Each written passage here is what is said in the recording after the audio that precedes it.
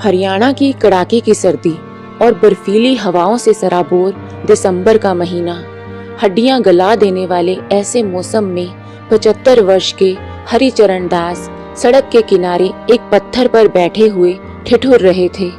स्वयं को ठंड से बचाने की जद्दोजहद में वे सिकुड़ते से जा रहे थे और लगातार एक ही मुद्रा में बैठे रहने से उनकी कमर अकड़ती जा रही थी।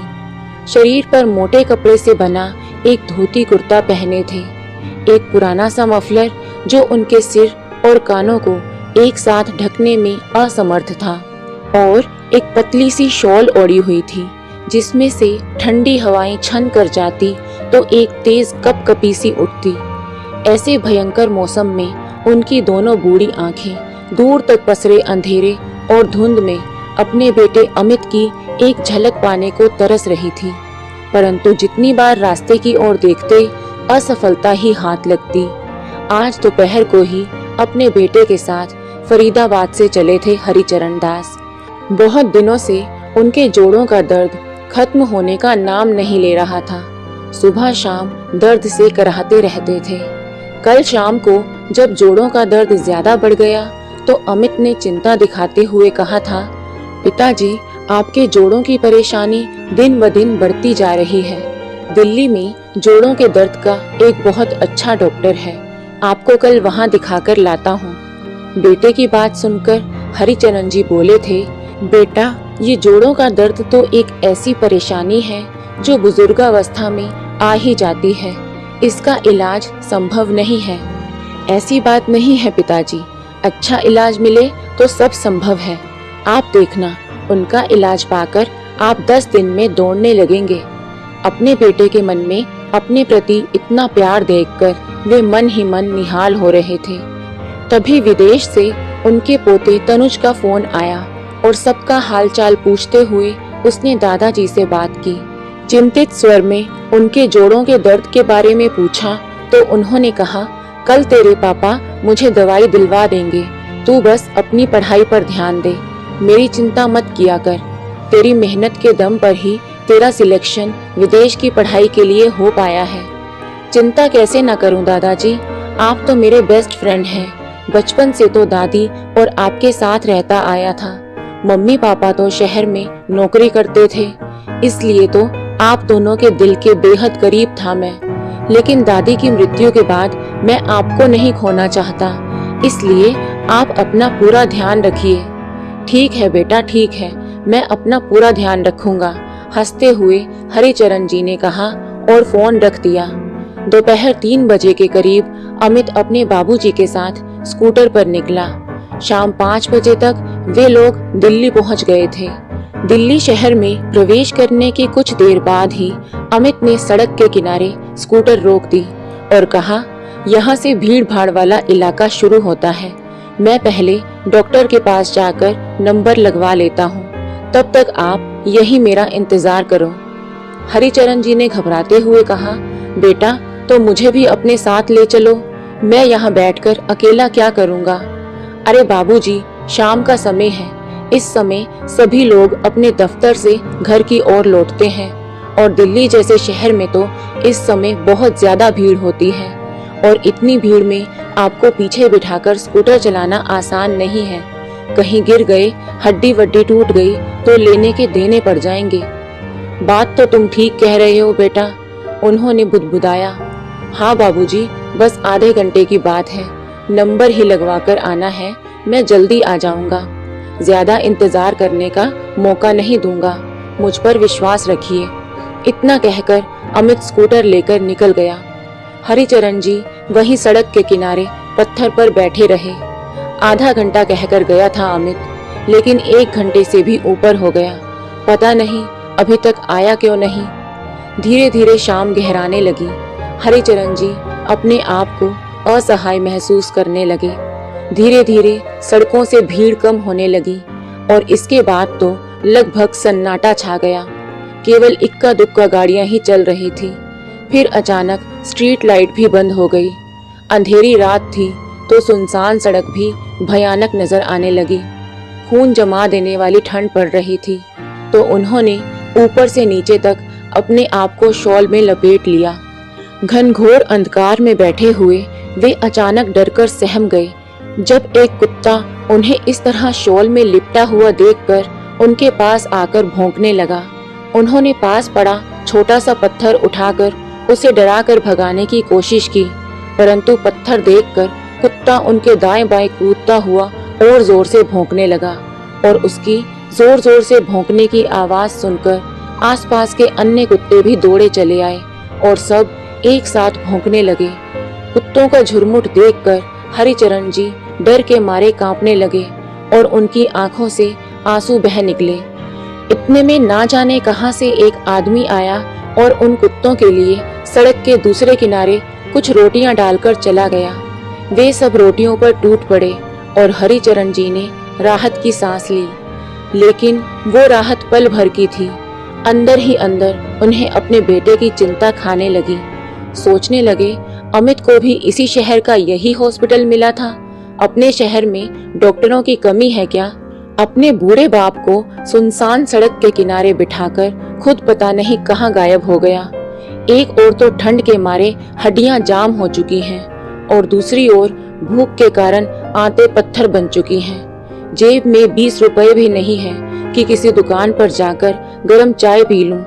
ठंड भी कुछ कम हो जाती और पेट को भी राहत मिल जाती। अचानक उनके मन में भयानक ख्याल आने लगे और उनके मन में अनहोनी की आशंकाएं घर करने लगी। एक ही पल में ठंड और भूख दोनों गायब हो गई। अमित स्कूटर पर है, पता नहीं उसने हेलमेट भी पहना था या नहीं। दिल्ली जैसे शहर की भीड़ भाड़ में चारों तरफ खतरा ही है। शराब पीकर गाड़ी चलाने वालों की तो गिनती ही नहीं है। कहीं उसके स्कूटर का एक्सीडेंट तो नहीं हो गया? कहीं किसी तेज रफ्तार वाहन ने उसकी स्कूटर को पीछे से आकर टक्कर तो नहीं मार दी? या फिर किसी ट्रक से उसकी टक्कर हो गई हो और उसे कुचलकर? नहीं, सोचते हुए उनका कलेजा मुंह को आने लगा। वे बिल्कुल बौखला गए। फिर स्वयं से ही कहने लगे, हरिचरण, बढ़ती उम्र ने लगता है तेरा दिमाग खराब कर दिया है। रत्ती भर भी अकल नहीं है तुझमें। अपने ही बेटे के लिए ऐसे सोच रहा है? तुझे शर्म आनी चाहिए। ये भी तो हो सकता है कि डॉक्टर के पास कुछ ज्यादा देर लग गई हो, स्कूटर में पेट्रोल ही खत्म हो गया हो। परंतु स्वयं को झिड़कने के बाद भी उनकी आंखों के सामने दुर्घटना के दृश्य आने लगे। कभी तो वे पूजा पाठ करने लगते और कभी देवी देवताओं की मनौती मानते, लेकिन अभी तक वो इतना तो समझ ही गए थे कि अगर सब कुछ ठीक होता तो अमित डॉक्टर के यहाँ नंबर लगाकर कब से पहुंच जाता, और अब तो डॉक्टर के बैठने का समय भी नहीं है। सोचते सोचते उनका हृदय अत्यंत व्याकुल होने लगा। गले से रोने की दर्द भरी आवाज और आंखों से आंसू फूट पड़े। ना जाने कितने ही घंटे उन्होंने ऐसे रोते रोते बिता दिए। रोते हुए एक आवाज ने उनका ध्यान अपनी ओर खींचा। क्या हुआ बाबा, क्यों रो रहे हैं? उन्होंने आवाज की दिशा में देखा। एक जीते जागते इंसान को अपने पास खड़ा पाकर और जोर से रो पड़े।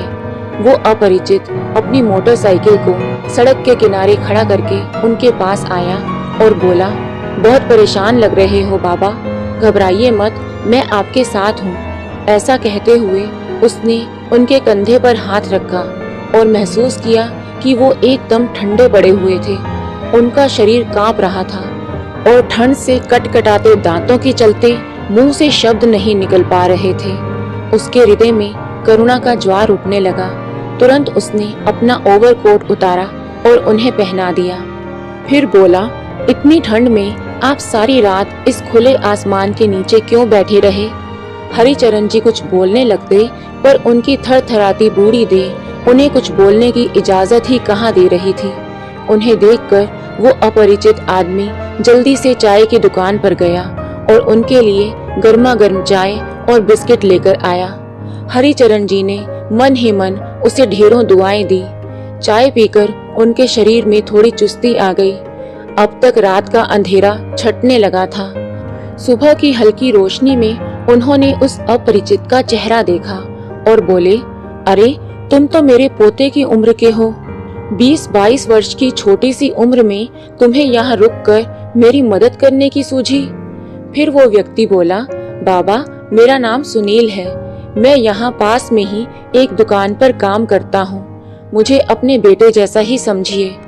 अब आप बताइए कि क्या परेशानी है। सुनील बेटा, मेरा बेटा अमित दोपहर से डॉक्टर के पास नंबर लगवाने गया था और मुझे यहाँ बैठने को कह गया था, लेकिन वो अब तक नहीं पहुँचा। उसकी चिंता मुझे खाई जा रही है। बाबा, आपको चिंता करने की कोई जरूरत नहीं है। आप मुझे अपने बेटे का फोन नंबर दीजिए, मैं उन्हें फोन लगाता हूँ। लेकिन बेटा, मुझे उसका फोन नंबर याद नहीं है।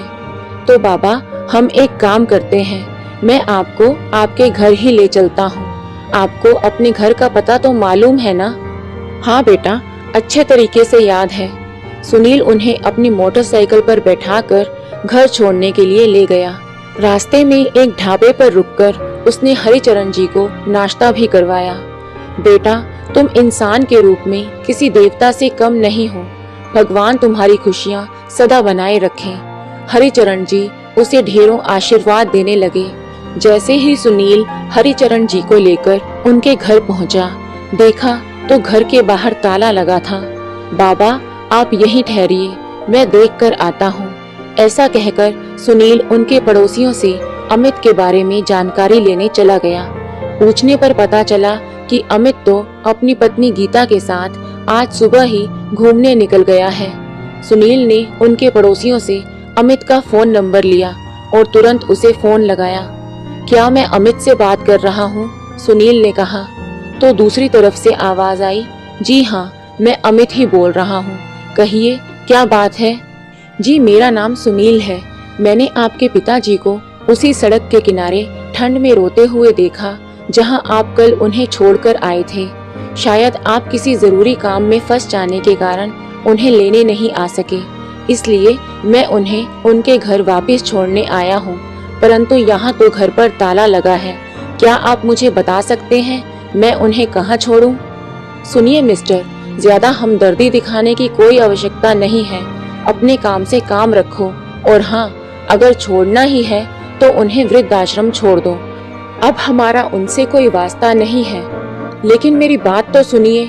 हेलो हेलो, इधर से सुनील बोलता रहा और उधर से फोन कट चुका था। बेटा, बात हुई अमित से? मेरा बेटा ठीक तो है ना?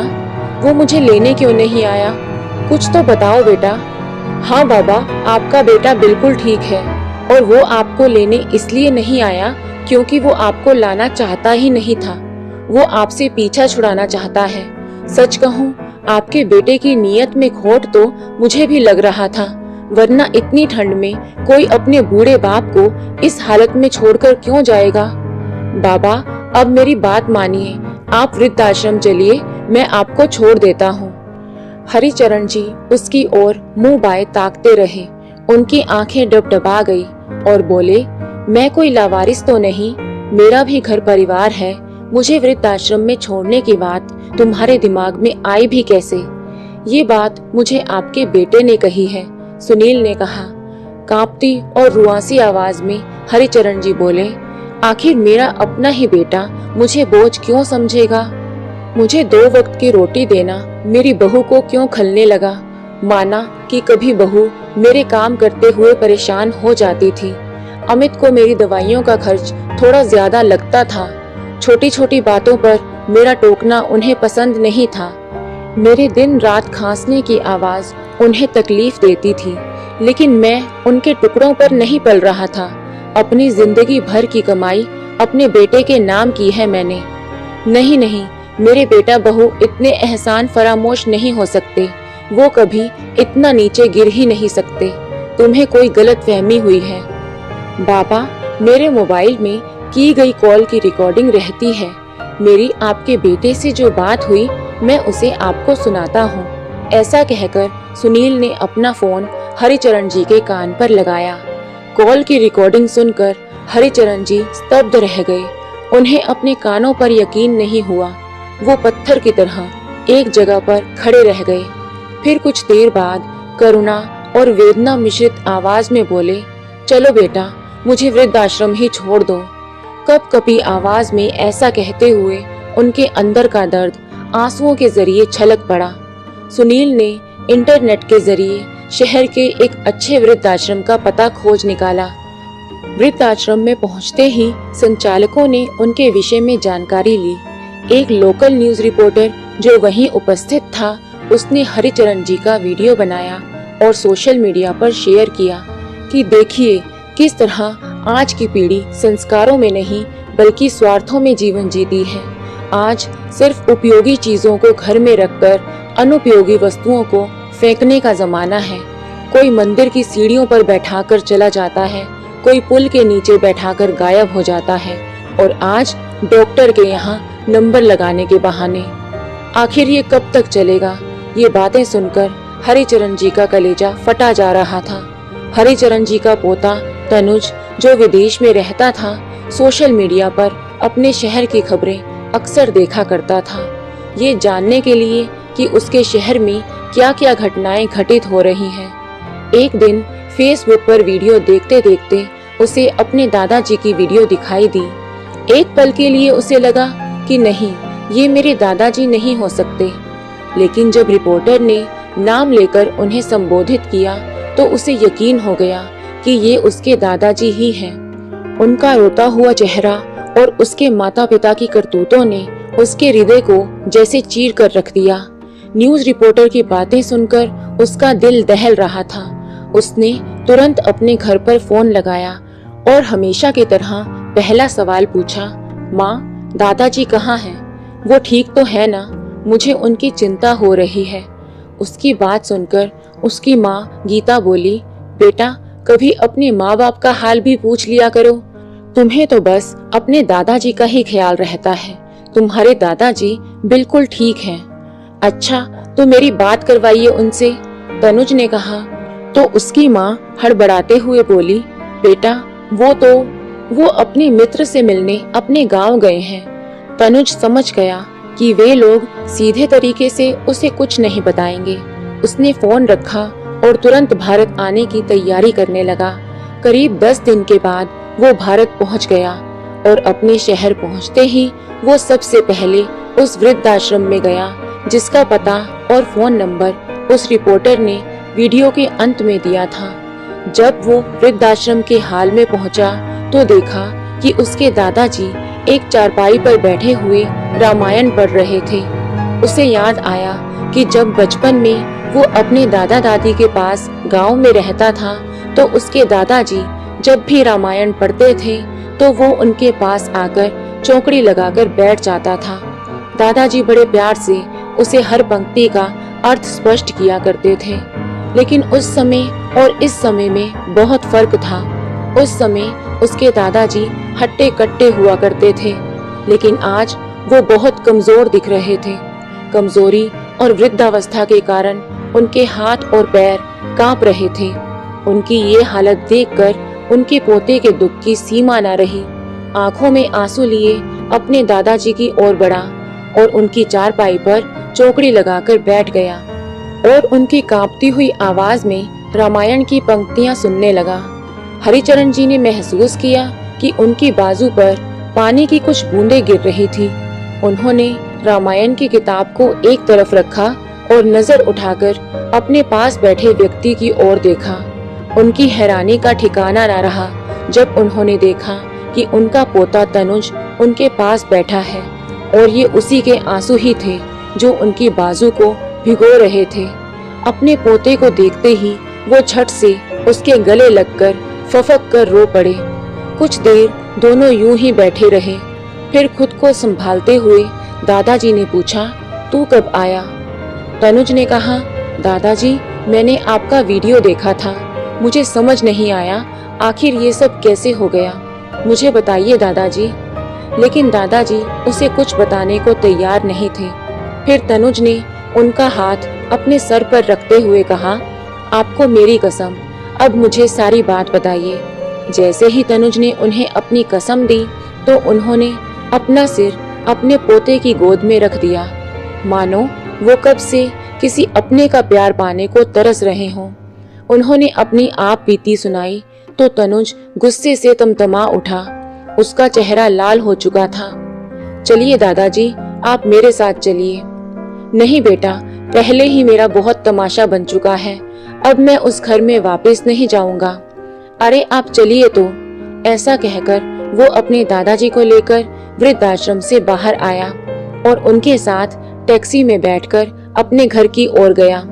घर पहुंचकर अपने दादाजी को टैक्सी में ही बैठाकर उसने डोर बेल बजाई।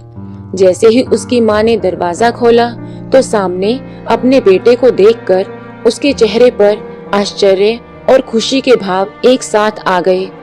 फिर अपने पति को आवाज देते हुए बोली, अजी सुनते हैं, आकर देखिए तो कौन आया है। अमित आवाज सुनकर दौड़ा दौड़ा आया। माता पिता दोनों अपने बेटे तनुज को कितने दिनों के बाद देखकर उसके गले लगने लगे, लेकिन बेटे ने उन दोनों को वहीं रोक दिया और बोला, मुझे पहले ये बताइए कि मेरे दादाजी कहाँ हैं। बेटा, तुम्हें बताया तो था कि तुम्हारे दादाजी की दिमागी हालत ठीक नहीं है। वे घर छोड़कर ना जाने कहाँ निकल गए। लेकिन माँ, फोन पर तो आपने बताया था कि वो अपने गांव गए हैं अपने मित्र से मिलने। दोनों पति पत्नी घबराते हुए एक दूसरे को देखने लगे। फिर दोनों से उसने कहा, अच्छा, अगर उनकी दिमागी हालत ठीक नहीं थी और वो कहीं निकल गए तो क्या आपने पुलिस में रिपोर्ट दर्ज कराई? अपने बेटे की बात सुनकर वे दोनों भौचक्के रह गए। वे कोई जवाब सोच ही रहे थे। इतने में तनुज अपने दादाजी को गाड़ी से बाहर लेकर आया।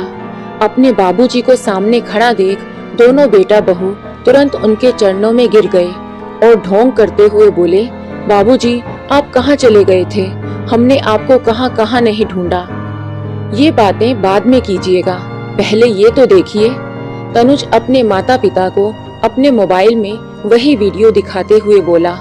वो वीडियो देखकर तो उन्हें जैसे काटो तो खून नहीं, उन दोनों के चेहरे का रंग उड़ गया। पिताजी, मुझे एक बात तो बताइए, एक अनजान शहर में अपने पिता को एक सड़क के किनारे इतनी कपकपाती हुई ठंड में छोड़ते हुए आपका हृदय जरा सा भी नहीं पसीजा? क्या मांगते थे मेरे दादाजी आपसे? केवल 2 वक्त की रोटी और थोड़ा सा प्यार। और माँ, आप, औरत तो ममता की मूर्ति होती है, दया और करुणा तो उसके स्वभाव में ही होता है, लेकिन आपको भी दादाजी पर बिल्कुल दया नहीं आई। शर्म आती है मुझे आप दोनों को अपने माता पिता कहते हुए। मेरे दादाजी आपको बोझ लगते हैं ना? मैंने फैसला कर लिया है, मैं अपने दादाजी को अपने साथ लेकर जाऊंगा, हमेशा हमेशा के लिए। अब से दादाजी मेरे साथ ही रहेंगे और जब तक उन्हें विदेश ले जाने से संबंधित सारी औपचारिकताएं पूरी नहीं हो जाती, तब तक मैं भी उनके साथ वृद्धाश्रम में ही रहूंगा, क्योंकि आपके साथ अब मेरा कोई रिश्ता नहीं है। उसकी बात सुनकर वे दोनों हाथ जोड़कर उसके सामने गिड़गिड़ाने लगे। नहीं बेटा, ऐसा मत बोल। माना कि हमसे बहुत बड़ी गलती हुई है, लेकिन इस गलती की इतनी बड़ी सजा तो मत दो। लेकिन तनुज ने उनकी एक ना सुनी और अपने दादाजी को टैक्सी में बिठाकर वृद्धाश्रम की ओर चल पड़ा। दोस्तों, आपको ये कहानी कैसी लगी? लाइक और कमेंट करके जरूर बताएं और चैनल को सब्सक्राइब करना बिल्कुल ना भूलें। मिलते हैं एक नई कहानी के साथ। बहुत बहुत धन्यवाद।